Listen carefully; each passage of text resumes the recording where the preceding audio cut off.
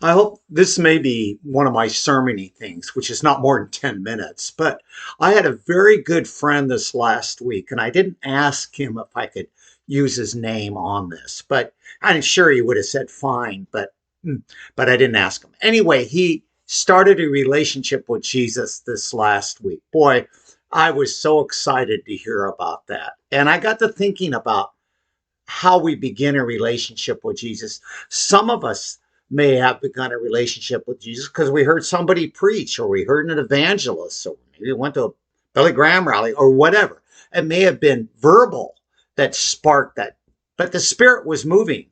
Some, maybe you were reading the Bible for the first time and it became alive for you, and that's how you began your relationship with Jesus. It doesn't always have to be somebody preaching.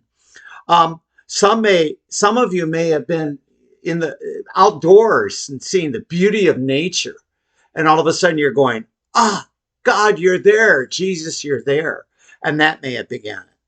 Um, and in my life, it could be all of it. I remember I was 10 years old. Actually, there was a cowboy preacher that was preaching and said, Jesus wants you for his roundup. Well, back then, my heroes on Cowboy were TV cowboys, Lone Ranger, up on Cassidy.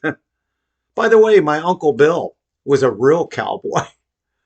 Well, I got to thinking, I thank God throughout my life, even today, God keeps reminding me what that relationship, it's a growing relationship. It's not a one-time thing.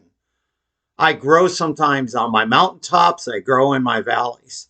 I'm growing in my relationship. Great things happen to me. And I grow in my relationship with God, then not so great things happen.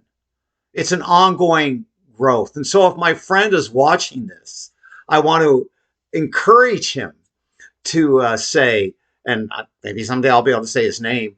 I want to encourage him to stay with Christians, stay with the body of Christ. It's not just going to a church, but stay with the body of Christ, which could mean going to a church, that remind you to keep growing with Jesus. It's a one-time event and an ongoing.